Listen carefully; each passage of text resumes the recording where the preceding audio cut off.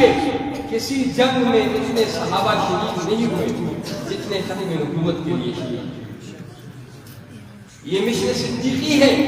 صدیق نے بتایا کہ جب بات نبی کی آئے تو اس وقت حیثیتوں کو ختم کر کے قربان ہونا سیکھا. اس وقت چھوٹے بڑے کی تمیز کو ختم کر کے قربان ہونا سیکھا. اس وقت پروانہ وار دیوانہ وار قربان ہونا سیکھا. تو قربان ہو جائیں گے نا انشاءاللہ. اور کون قربان ہو جائیں گے؟ اب قربان ہونے کا یہ مطلب نہیں کہ شہید ہو جائیں گے.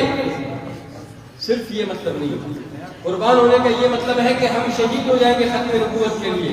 یہ ہے ہی. لیکن جب تک شہید نہیں ہوئے اس وقت تک ختم نبوت زندہ باد قادیانیت مرد آباد کے نعرے لگائیں گے.